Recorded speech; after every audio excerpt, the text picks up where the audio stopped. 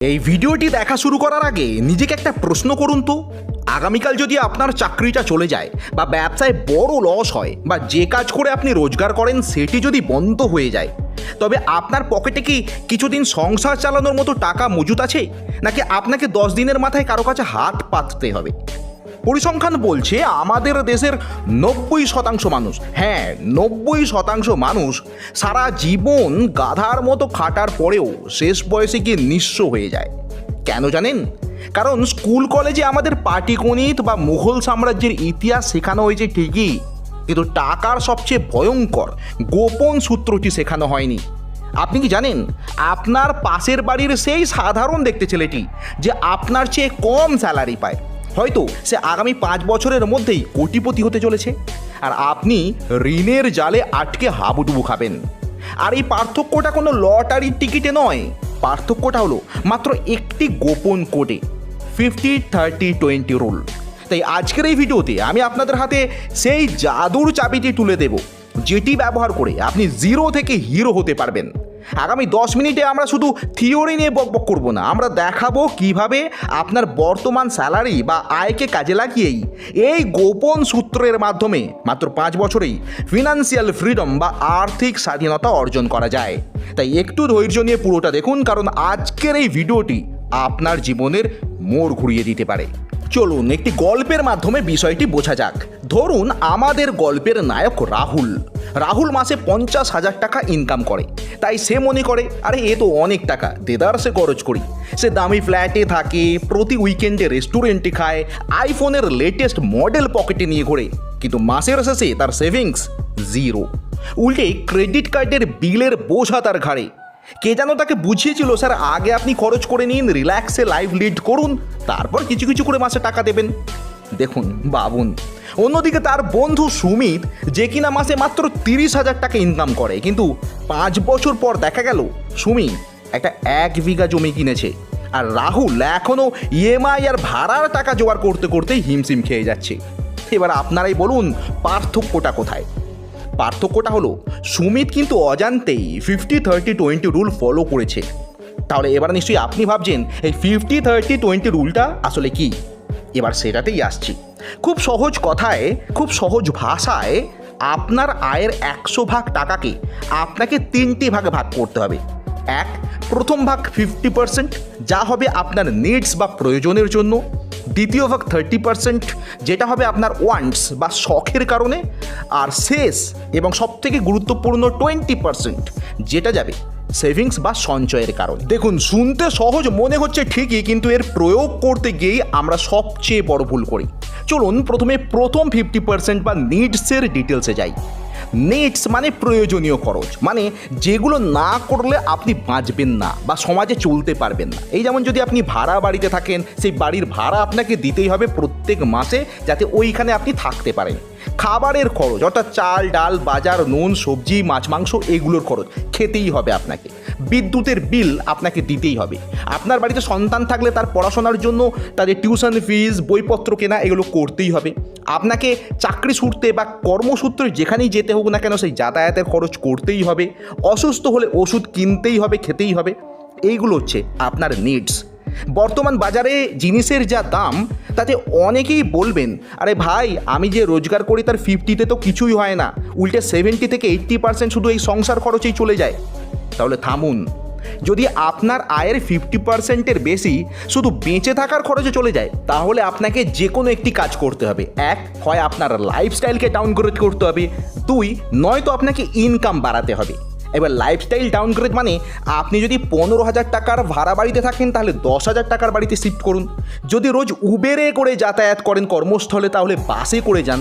মনে রাখবেন, ধনী হওয়ার প্রথম শর্ত হলো কিন্তু লোক দেখানো ভাব বাদ দেওয়া। বিল গেটস বা মার্ক জুকারবার্গকে তো আপনারা চেনেন, পৃথিবীর ধনীতম ব্যক্তিদের মধ্যে এনারা পড়েন। এদেরকে দেখেছেন কখনো অহেতুক দামি কাপড় পরে ঘুরতে? তারা ভীষণ সিম্পল থাকেন, কারণ তারা জানেন সম্পদের আসল মানে ব্যাংকের ব্যালেন্স, দামি দামি ব্র্যান্ডেড জামা কাপড় নয়। তাই অহেতুক লোক দেখানো শখ বা শো অফ আপাতত বাদ দিন। সুখে থাকার জন্য এগুলো লাগে না বন্ধু, বরং শো অফ করা শুরু করলে আপনি মানসিক দিক থেকে সবচেয়ে বেশি অসুখী থাকবেন। এবার আসি সেকেন্ড পার্টে, অর্থাৎ 30%, যেটা আপনার ওয়ান্টস বা শখে আপনি খরচ করবেন। আর এই জায়গাটাই হলো আমাদের পকেট কাটার আসল ভাগ।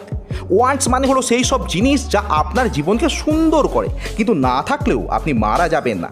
যেমন ধরুন নেটফ্লিক্সের সাবস্ক্রিপশন, দামি ক্যাফেতে খাওয়া দাওয়া, ব্র্যান্ডেড জুতো বা প্রয়োজন ছাড়াই জামাকাপড় কেনা, সুইগিতে পিৎজা অর্ডার করা বাড়িতে বসে, বা হুট করে মন্দারমণিতে ট্যুরে যাওয়া। আমরা প্রায়ই নিডস আর ওয়ান্টসের মধ্যে গুলিয়ে ফেলি। ধরুন আপনার একটা ফোনের দরকার, এখন 10-15 হাজার টাকার স্মার্টফোন দিয়েও কিন্তু কথা বলা যায়, ফেসবুক চালানো যায়, নেট ঘাঁটা যায়, সব কিছু করা যায়। এটা হলো নিডস। কিন্তু আপনি যখন সেই নিডসটাকে 1 লক্ষ টাকার আইফোনে কনভার্ট করেন শুধু সেলফি ভালো ওঠার জন্য বা বন্ধুদেরকে দেখানোর জন্য, সেটা কিন্তু হয়ে গেল আপনার ওয়ান্টস। সমস্যাটা আইফোন কেনা নিয়ে নয় বন্ধু, সমস্যাটা হলো যখন আপনার নিডস মেটানোর আগেই আপনি ওয়ান্টসের পিছনে টাকা ঢেলে ফেলেন। এই 30% টাকার লাগামটাই টেনে ধরাটা ভীষণ জরুরি। নিজেকে আপনি প্রথমে প্রশ্ন করুন কোনো খরচ করবার আগে, আমি যেই খরচটা করছি নিজের শান্তির জন্য নাকি অন্যকে দেখানোর জন্য? যদি উত্তর হয় অন্যকে দেখানোর জন্য, তাহলে এক্ষুনি থামুন। এই 30% টাকা যদি আপনি কন্ট্রোল করতে পারেন, তাহলেই কিন্তু আপনি নেক্সট 20% সঞ্চয়ের ধাপে যেতে পারবেন। এবার তাই আসি ভিডিওর সবচেয়ে ইন্টারেস্টিং এবং লাইফ চেঞ্জিং পার্টে, 20%, যেটা সঞ্চয়। আর এটাই সেই গোপন চাবিকাঠি যা আপনাকে সাধারণ মধ্যবিত্ত থেকে কোটিপতি বানাবে। অনেকেই বলেন, দাদা মাসের শেষে যা থাকে তাই তো সেভিংস করি। ভুল। সঠিক নিয়ম হচ্ছে আপনার ইনকাম বা আপনার স্যালারি পাওয়ার সঙ্গে সঙ্গেই আপনার 20% সেভিংসের খরচটা বাদ দিয়ে যেটুকু টাকা পড়ে থাকে সেটাকে আপনি খরচ করবেন। অর্থাৎ স্যালারি পাওয়ার সঙ্গে সঙ্গেই 20% টাকা আলাদা করে ফেলুন, যেন এই টাকাটা আপনার কাছে নেই। ধরুন আপনি স্যালারি পান 50,000 টাকা প্রতি মাসে, সেখান থেকে প্রথমেই 10,000 টাকা সরিয়ে ফেলুন। এখন প্রশ্ন হচ্ছে, এই টাকাটা দিয়ে আপনি কি করবেন? বালিশের নিচে রেখে দেবেন, সিন্ধুকে ভরে রাখবেন, আলমারিতে রাখবেন? একদম না। বালিশের নিচে, সিন্ধুকের মধ্যে বা আলমারিতে টাকা রাখা আর আগুনে টাকাগুলোকে পুড়িয়ে নষ্ট করা একই জিনিস। কারণ মুদ্রাস্ফীতি, ইনফ্লেশন, যেটি প্রত্যেক বছর আপনার টাকার ভ্যালু কমিয়ে দিচ্ছে। আপনাকে এই 20% টাকা, সেটা যত টাকাই হোক না কেন ইনকামের সাপেক্ষে, সেটাকে ইনভেস্ট বা বিনিয়োগ করতে হবে। কোথায় করবেন? একাধিক জায়গা আছে, একাধিক স্কোপ আছে। ব্যাংকে ফিক্সড ডিপোজিটও করতে হবে, পোস্ট অফিসে কেভিপি বা এনএসসিও করতে হবে, আপনাকে মিউচুয়াল ফান্ডেও টাকা ইনভেস্ট করতে হবে, গোল্ড বাই করতে হবে, এবং যদি আপনার নলেজ থাকে বা একটু আধটু বোঝেন, শেয়ার মার্কেটেও কিন্তু ইনভেস্ট করতে হবে। অ্যামাউন্ট যাই হোক না কেন সেটা নিয়ে ঘাবড়াবেন না। চলুন এবার একটা জাদুর অঙ্ক দেখি, যাকে বলা হয় কম্পাউন্ড ইন্টারেস্ট বা চক্রবৃদ্ধি সুদ। অ্যালবার্ট আইনস্টাইন যাকে বিশ্বের অষ্টম আশ্চর্য জিনিস বলেছিলেন। ধরুন আপনি প্রতি মাসে 5,000 টাকা করে জমান এবং সেটি এমন কোনো একটা জায়গায় ইনভেস্ট করেন যেখানে প্রত্যেক বছরে, মানে লং টার্মে প্রত্যেক বছরে 10 থেকে 12% রিটার্ন পাওয়া যায়। আপনি যদি এই ইনভেস্টমেন্টটা টানা 20 বছর চালিয়ে যেতে পারেন, আপনি জানেন আপনার কাছে কত টাকা জমবে? প্রায় 40 থেকে 50 লক্ষ টাকা। ইন্টারেস্ট তার বেশি হলে তার থেকেও বেশি। আর যদি এই টাকার পরিমাণটা একটু বাড়িয়ে আপনি 10,000 টাকা করে প্রত্যেক মাসে সেভিংস করেন, তাহলে সেটা 1 কোটি টাকার উপরে পৌঁছে যাবে। চিন্তা করতে পারছেন, মাত্র 10,000 টাকা প্রতি মাসে যদি আপনি সরিয়ে রাখেন, আপনি কোটিপতি হতে পারেন শুধু সময়ের সঠিক ব্যবহার করে। কিন্তু আমরা ভাবি, ধর 5 বছর আর কত টাকায় আমার ইন্টারেস্ট হবে। আর এই ভাবনার কারণেই আমরা শুরুও করি না। মনে রাখবেন, বিন্দু বিন্দু থেকেই কিন্তু সিন্ধু তৈরি হয়।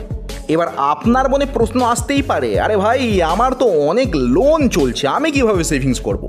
যদি আপনার মাথায় লোনের বোঝা থাকে, বিশেষ করে ক্রেডিট কার্ডের লোন বা চড়া সুদের পার্সোনাল লোন বা হোম লোন, যে কোনো লোন, তবে এই 20% টাকা, মানে আপনার ইনকামের 20% টাকা দিয়ে আগে সেই লোনটাকে শোধ করুন। টার্গেট নিয়ে আগে সেই লোন শোধ করুন, কারণ লোনের সুদ আপনাকে যা দিতে হয়, আপনি সেই টাকা ইনভেস্ট করলেও সেই ইনভেস্টমেন্টের লাভের চেয়েও লোনের সুদ বেশি হবে। তাই লোন আগে শোধ করুন, লোন শোধ হয়ে গেলে তারপর পুরো দমে ইনভেস্টমেন্ট চালিয়ে যান। এছাড়া এই ভিডিওর এই পর্যায়ে আমি আপনাদের একটা প্রো টিপস দিতে চাই, সেটা হলো এমার্জেন্সি ফান্ড। এটা প্রত্যেকটা মানুষের দরকার। বিপদের কোনো হাত পা নেই, হঠাৎ আপনার চাকরি চলে যেতে পারে, ব্যবসায় কোনো লস হতে পারে, বা আপনি যে কাজটা করেন বন্ধ হয়ে যেতে পারে। তাই আপনার অন্তত 6 মাসের সংসার খরচের সমান টাকা ব্যাংকে আলাদা করে সেভ করে রাখুন এবং সেই টাকা টাচ পর্যন্ত করবে না। এই টাকাটা কিন্তু ওই 20% প্রত্যেক মাসে সেভিংস বা ইনভেস্টমেন্টের অংশ নয়, এটা আপনার লাইফ জ্যাকেট, যেটা ব্যাংকে পড়ে থাকবে, প্রয়োজনে আপনি খরচ করতে পারেন। এখন আপনি হয়তো ভাবছেন এত সব হিসাব আমি কি করে রাখবো দাদা, খাতা কলম নিয়ে কি বসে বসে হিসাব করবো কোথায় কত খরচ করলাম? না দাদা, এখন ডিজিটাল যুগ। গুগল প্লে স্টোরে বা অ্যাপেলের অ্যাপ স্টোরে এমন অনেক ফ্রি অ্যাপ আছে যেখানে প্রতিদিনের খরচ এন্ট্রি করে রাখা যায়। মাসের শেষে এই অ্যাপই আপনাকে গ্রাফ দেখিয়ে দেবে যে আপনি কোথায় কত টাকা খরচ করেছেন। তখন আপনি দেখে অবাক হয়ে দেখবেন, আরে আমি শুধু সুইগিতে খাবার অর্ডার করে মাসে 5,000 টাকার বেশি খরচা দিয়েছি। আর এই রিয়েলাইজেশনটাই দরকার। দেখুন বন্ধুরা, ধনী হওয়ার জন্য কোনো রকেট সায়েন্স লাগে না, এটা হলো একটা ডিসিপ্লিন। 50-30-20 রুল আপনাকে সেই ডিসিপ্লিনটাই শেখায়। এটা স্কুলে শেখানো হয় না বন্ধু, কোনো ক্লাসেই শেখানো হয় না, কারণ আমাদের শিক্ষা ব্যবস্থা আমাদের শিক্ষিত কর্মচারী বানাতে চায়, ভালো ইনভেস্টর নয়। কিন্তু আজ আপনি এটা জানলেন, এখন চয়েস আপনার। আপনি কি আগামী 5 বছরও এভাবেই কাটিয়ে দিতে চান, নাকি আজ থেকেই আপনার আয়ের সঠিক ভাগ করে ভবিষ্যতের দিকে ইনভেস্টমেন্ট করে পা বাড়াতে চান? মনে রাখবেন বন্ধু, গাছ লাগানোর সবচেয়ে ভালো সময় ছিল 20 বছর আগে, আর দ্বিতীয় সবচেয়ে ভালো সময় আজ। তাই আজই শুরু করুন। আপনার পকেটের প্রতিটি টাকার হিসাব রাখুন, টাকা আপনার হিসাব রাখবে। আশা করি আজকের এই ভিডিওটা আপনাদের ফিনান্সিয়াল লাইফে একটা বড় পরিবর্তন আনবে। আর যদি মনে হয় এই তথ্যগুলো আপনার কোনো বন্ধু বা আত্মীয়র উপকারে আসতে পারে, তবে অবশ্যই এই ভিডিওটি তাদেরকে শেয়ার করে দিন। আর হ্যাঁ, এই কমেন্টে অবশ্যই আপনারা জানান যে আপনার আয়ের কত শতাংশ আপনি সেভ করতে পারছেন। 5%, 10% নাকি 20%? আমি কিন্তু সবার কমেন্ট পড়ি এবং যথাযথ উত্তর দেওয়ার চেষ্টা করি। দেখা হবে পরের ভিডিওতে বন্ধু, ততক্ষণ ভালো থাকবেন, সুস্থ থাকবেন এবং স্মার্টলি ইনভেস্ট করতে থাকবেন। ধন্যবাদ।